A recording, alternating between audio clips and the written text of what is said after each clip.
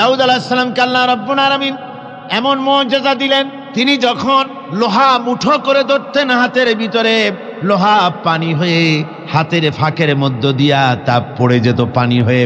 এভাবে মুজিজা তাকে দেওয়া হলো। সুলাইমান আলাইহিস সালামের মুজিজা ছিল তক্তার উপরে বসতেন, ইঞ্জিন লাগতো না, মেশিন লাগতো না, বিনা ইঞ্জিনে বিনা মেশিনে তক্তা হাওয়ার উপরে উড়ে সারা পৃথিবী ঘুরে আসতেন।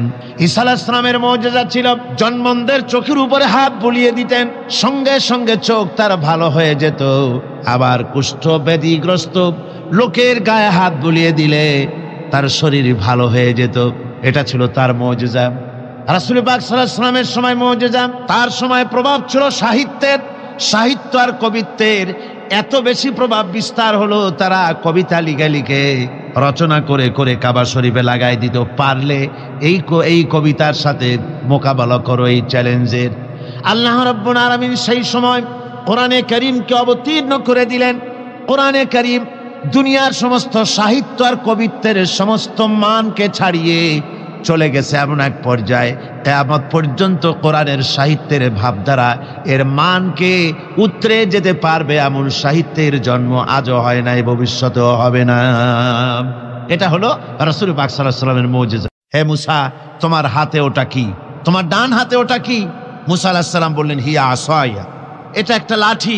এই লাঠির উপরে আমি ভর করে দাঁড়াই, এটা দিয়ে আমি পাতা পাড়ি, এই দিয়ে আমি উট ছাগল ভেড়া সংরক্ষণ করি, এছাড়া আরো অনেক কাজ এই লাঠি দিয়ে আমি করে থাকি। আল্লাহ রাব্বুল আলামিন বললেন, মুসা রে, তুমি যেটা বলেছ এটাই সব কথা নয়, ওই লাঠির ভিতরে আর একটা কুদরত আছে যা তুমি জানো না। লাঠিটাকে জমিনের উপরে ছেড়ে দাও। মুসা আলাইহিস সালাম লাঠি যখন জমিনের উপরে ফেলে দিলেন, হিয়া হাইয়াতুন তাসআব, লাঠি কি হয়ে গেল?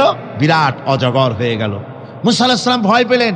আল্লাহ রাব্বুল আলামিন বললেন, ভয়ের কারণ নাই, খুযহা ওয়ালা তাখাফ, ভয় পেও না, ওটাকে ধরো। মুসা আলাইহিস সালাম ভয় পেলেন না, আল্লাহ বলছেন ভয় পেও না, ধরো। মুসা আলাইহিস সালাম ভয় করলেন না, ধরলেন, কি হয়ে গেল?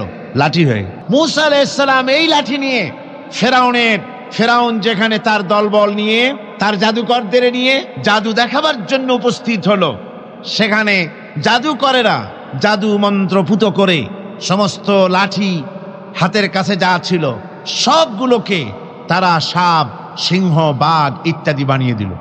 আর এই জাদু মন্ত্রে তৈরি সাপ, বাঘ, সিংহ গিয়ে ঝাঁপিয়ে পড়লো মুসা আলাইহিস সালামের উপরে। মুসা আলাইহিস সালাম ভয় পেয়ে গেলেন। আল্লাহ রাব্বুল আলামিন বলেন, মুসারে ভয় নাই, বাতিলের সামনে ময়দানে তোমাকে নামায় দিয়া তোমাকে একা আমি ছেড়ে দেই নাই, আমি আল্লাহ রাব্বুল আলামিন তোমার সাথে আছি, ভয় করার কোনো কারণ নাই, হাতের লাঠি ছেড়ে দাও। মুসা আলাইহিস সালাম লাঠি ছেড়ে দিলেন, লাঠি সাপ হয়ে গেল। আর যখন হা করলো, জাদুকরদের তৈরি করা সমস্ত সিংহ, বাঘ আর সাপগুলি মুসা আলাইহিস সালামের লাঠির পেটের মধ্যে ঢুকে গেল। সাহাবায়ে কেরামদের সঙ্গে রোমকদের লড়াই হতেছে, রোমক সৈন্যরা যুদ্ধে জিততে পারতেছে না কিছুতেই। এরপরে তারা গোয়েন্দা বিভাগের লোক পাঠায় দিল, এদের সঙ্গে জিততে পারি না কেন, একটু খুঁজে দেখে আসো রাত্রে এরা করেটা কি। গোয়েন্দা বিভাগের লোক সারা রাত ঘুরে ঘুরে তারপরে এসে রিপোর্ট করলো। এরপরে এসে তাদের প্রধানের কাছে রিপোর্ট করলো, আমরা যার কাছে গিয়েছিলাম দেখে এলাম, হুম বিল্লাইলি রাহবানুন ওয়া বিন্নাহারি ফুরসানুন, আমরা দেখে এলাম যাদেরকে দিনের বেলায় প্রচন্ড শক্তিশালী বীর যোদ্ধা রূপে যাকে যুদ্ধ করতে দেখেছি ময়দানে, রাতের বেলায় দেখলাম গিয়া একেবারে নিতান্ত ফকিরের মতো, কেউ তো সেজদায় পড়ে কাঁদতেছে, কেউ আবার তেলাওয়াত করতেছে, চোখ দিয়া পানি পড়তেছে, আবার কেউ নামাজ পড়তেছে, আবার কেউ হাত তুলে রেখেছে তাদের প্রভুর দরবারে, চোখের পানিতে তাদের চোখ বুক ভেসে যেতেছে। সারাটা রাত তেলাওয়াত আর সেজদা আর নামাজের মধ্যে তারা এভাবে কাটিয়ে দিয়েছে।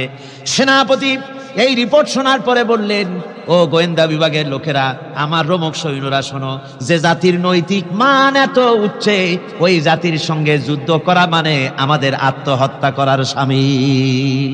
এদের সাথে কিছুতেই আমাদের পক্ষে পারা সম্ভব না। হ্যাঁ, এদের সাথে পারা যাবে যদি এই সম্পর্ক নষ্ট করে দেওয়া যায়, আল্লাহর সাথে তাদের এই গভীর সম্পর্ক যেটা আছে, এই সম্পর্ক নষ্ট করে দিতে হবে। তাহলেই কেবলমাত্র সম্ভব হবে। এদের নৈতিক চরিত্র ধ্বংস করার জন্য প্রচেষ্টা চালাও, তাহলে হয়তো আমরা কামিয়াব হতে পারব। আমার বন্ধুগণ, একদা সুখদায়ক প্রমোদা বদন, দর্শন করি বম ঝরিল নয়ন। হেসে কহে সে রূপসী সবিস্ময় মন, কহ দেখি মহাশয় কহ কি কারণ। বিষয় বিরাগী তুমি ভুবনে প্রচার, কি হেতু জন্মিল তব মানস বিকার। সামান্য ললনা রূপ করি দর্শন, উচিত না হয় তব অশ্রু বরিশন। বুজুর্গ ব্যক্তি ওই মহিলার দিকে তাকিয়ে তাকিয়ে কাঁদতেছেন। সুন্দরী মহিলা বলেন, আল্লাহর বুজুর্গ বান্দা, আপনি এলাকার ভিতরে বুজুর্গ এবং পীর হিসাবে, বুজুর্গ ব্যক্তি হিসাবে আপনি বিখ্যাত। আজকে আমাকে এখানে দেখে আপনি আমার দিকে তাকায় আমার রূপ উপভোগ করতেছেন আর কাঁদতেছেন। আপনার মতো সংসার বিরাগী মানুষ আমার মতো একটা সুন্দরী মেয়েকে দেখে ভাবে কাঁদা ঠিক না। বুজুর্গ ব্যক্তি বলছেন, হেসে কহিলাম বালে করহ শ্রবণ, নেত্র ঝরে তব হেতু ভেব না এমন। যে শিল্পী রচিল ওই সুধাংশু বদন, তাহার তরে ঝরে নেত্র নয়নে জীবন। ও আল্লাহর বান্দি, আমি তোমাকে দেখি কান্দি না, আমার চোখে পানি বেরিয়ে গেছে।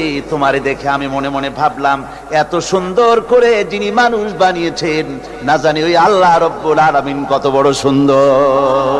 হযরতে লোকমান তার সন্তানদেরকে ডেকে বললেন, ও আমার সন্তানেরা, ইয়া বুনাইয়া, হে আমার প্রিয় সন্তানেরা, লা তুশরিক বিল্লাহ, খবরদার আল্লাহর সাথে কাউকে শরীক স্থাপন করো না। সাবধান, আল্লাহর সাথে কাউকে অংশীদার বানিও না, কাউকে শরীক বানিও না।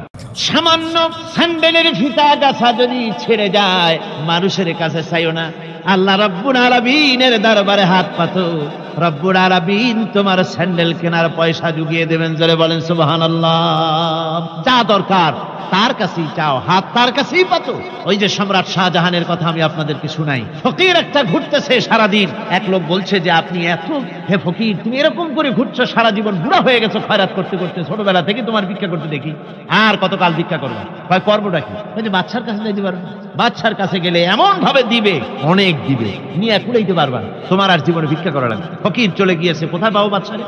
দেখো মসজিদে পাবা। এখন তিনি নামাজ চলে গিয়েছে সেখানে, মসজিদের বারান্দায় দাঁড়ায় দেখে সম্রাট শাহজাহান হাত পেতে মোনাজাত করতেছেন, চোখের থেকে পানি পড়ে দাড়ি ভিজে ভিজে পড়ে। মোনাজাত শেষ করে বাদশা যখন বাইরে নেমেছেন, তখন ফকির তাকে সালাম দিয়ে চলে যান। বাদশা বলছেন, তুমি আমাকে সালাম দিয়ে চলে যাচ্ছ, তুমি তো ভিক্ষুক, আমার কাছে তো সমস্ত ভিক্ষুকই আমার কাছে চায়, ভিক্ষুক তো ভালো, ধনীরাও আমার কাছে চায়, তুমি ভিক্ষুক মানুষ আমার কাছে তুমি চাইলে না, সালাম দিয়ে চলে যাও। ফকির বলতেছেন, যা পানা, সত্যি কিছু চাইতে এসেছিলাম, কিন্তু আমি আপনাকে দেখার পরে আমার চিন্তার পরিবর্তন হয়ে গেছে। আমি তাকিয়ে তাকিয়ে দেখলাম মসজিদের ভেতরে, আমি চাইতে এসেছি দিল্লির সম্রাট শাহজাহানের কাছে। যেই সম্রাট, দিল্লির সম্রাট যার কাছে আমি চাইতে এসেছি, আমি তো দাঁড়ায় আছি, কান্দি না, কিন্তু আমি দেখতেছি যার কাছে আমি চাইতে এসেছি তিনি যেন আবার কোন সম্রাটের কাছে আমার চাইতেও দারুণ ভিক্ষুকের মতো হয়ে চোখের পানি ফেলে ভিক্ষা চাইতেছে। মনে মনে ভাবলাম, মানুষের কাছে ভিক্ষা চাইবো না কোনদিন আর। বাদশা কান্দে, যেই বাদশার কাছে, ওই সম্রাটের সম্রাট, রাজা ধীরাজ, আল্লাহর কাছে ছাড়া কারো কাছে জীবনে আর হাত পাতবো না। হযরত আবু হুরায়রা রাদিয়াল্লাহু তাআলা আনহু একবার রাসূল করিম সাল্লাল্লাহু আলাইহি ওয়াসাল্লামের দরবারে কাঁদতেছিলেন। হুজুর জিজ্ঞেস করলেন, আবু হুরায়রা তুমি কাঁদো কেন?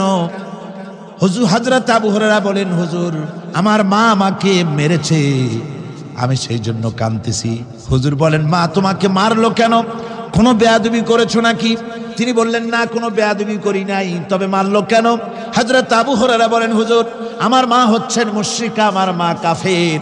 আমি অনেক রাত হয়েছিল বাড়ি ফিরতে, আমার মা জিজ্ঞেস করলো, এত রাত কোথায় ছিলি? আমি বললাম, মা তাম পৃথিবী যে কদম মোবারক চুমতে পারলে নিজেকে ধন্য মনে করে, আমি সেই রাসূলের দরবারে ছিলাম, আসতে দেরি হয়ে গেছে। ইয়া রাসূলুল্লাহ, আপনার নাম শোনা মাত্র আমার মায়ের গায়ে আগুন জ্বলে গেল। সহ্য করতে না পেরে আমাকে মায়ের আরম্ভ করে দিল। বলল, আবু হুরায়রা, হয় আমার বাড়ি ছাড়বি, না হয় মুহাম্মদ সাল্লাল্লাহু আলাইহি ওয়াসাল্লামের ঘর ছাড়বি, কোনটা করবি কর। আমি বললাম, মা তোমার গায়ে যত শক্তি আছে সমস্ত শক্তি দিয়ে তুমি আমাকে প্রহার করো, আমি তোমার বাড়িটা সুদ্ধা তাম দুনিয়া ছেড়ে দিতে পারি, কিন্তু রাসূল পাক সাল্লাল্লাহু আলাইহি সাল্লামের কদম মোবারক ছাড়তে পারি না। ভাইরা আমার, হযরতে আবু হুরায়রা কাঁদতেছেন। আল্লাহর নবী বলেন, তুমি কাঁদো কেন? তোমার মা তোমাকে মেরেছেন, আমি এখানে কি করব? এখানে তো আমি কোনো দখল আন্দাজ করতে পারি না। আমি কি করতে পারি? এখানে ইন্টারফেয়ার তো আমি করতে পারি না। মা তোমারে মেরেছে। হযরত আবু হুরায়রা বলেন, ইয়া রাসূলুল্লাহ, মায়ের বিরুদ্ধে কোনো নালিশ করার জন্য আপনার কাছে আমি আসি নাই। বলে, কেন এসেছো? হযরত আবু হুরায়রা বলেন, হুজুর, এসেছি এই জন্যে, আমি জানি আপনি যদি আল্লাহর দরবারে কোনো ব্যাপারে দোয়া করেন, আল্লাহ রাব্বুল আলামিন তা মঞ্জুর করে নেন। আপনি মেহেরবানি করে আমার মায়ের হেদায়েতের জন্য আল্লাহর কাছে দোয়া করুন। হুজুর সাল্লাল্লাহু আলাইহি ওয়াসাল্লাম দুহাত উঁচু করলেন, বললেন, আল্লাহুম্মা ইহদি উম্মা আবি হুরায়রা, আয় আল্লাহ, আবু হুরায়রার মাকে তুমি হেদায়েত নসিব করে দাও। এই দোয়া রাসূল করতেছেন। হুজুরকে দোয়ার মধ্যে ফেলে রেখে আবু হুরায়রা দৌড় আরম্ভ করেছে বাড়ির দিকে। পেছন থেকে কয়েকজন সাহাবী তারা দৌড়ে গেল। আবু হুরায়রা দৌড়ায় কেন? এত ভদ্র মানুষ, কোনো সময় কারো সাথে রাগারাগি করে না। দৌড়ায় কেন? নিশ্চয়ই কোনো বিপদ বুঝি হয়ে গিয়েছে। পিছন থেকে জামা টেনে ধরেছে। কি হয়েছে? দৌড়াও কেন? হযরতে আবু হুরায়রা বলেন, আমার জামা ছেড়ে দাও, আমাকে দৌড়াতে দাও। আমি দৌড়াইয়া বাড়ি পৌঁছে গিয়ে দেখতে চাই, আমি আগে দৌড়ে বাড়িতে গেলাম না নবীজির দোয়া আমার আগে আমার বাড়ি পৌঁছে গেল। কোনটা হলো আমি সেটা দেখতে চাই। হযরত আবু হুরায়রা দৌড়াতে দৌড়াতে ঘরের কাছে গিয়ে নক করেছে। ভিতর থেকে আওয়াজ এলো, কে? কিছুক্ষণ পর মা আমার বেরোলেন, মাথার চুল দিয়ে পানি পড়তেছে, বুড়া মানুষ। মা আমার কাছে এসে বলল, বাবা, তোমাকে মারার পর আমি বড় অনুতপ্ত হয়েছি, মনে মনে অনুশোচনা করেছি। আরে, আমার ছেলে তো কোনো খারাপ জায়গায় যায় নাই, কোনো খারাপ মানুষের কাছে যায় নাই, মারলাম কেন? বড় অনুতপ্ত হয়ে গেছি আমি। এই অনুশোচনা করে আমি এইমাত্র গোসল করেছি। আমাকে নিয়ে চলো তুমি বিশ্ব নবী রাসূলুল্লাহর দরবারে। আমার ভাইরা, রাসূল পাক সাল্লাল্লাহু আলাইহি ওয়াসাল্লাম, আল্লাহর নবী এমন এক মহান সত্তা ছিলেন যে তিনি দোয়া আল্লাহর দরবারে হাত উঁচু করতে দেরি আছে, কিন্তু দোয়া কবুল হতে দেরি নাই।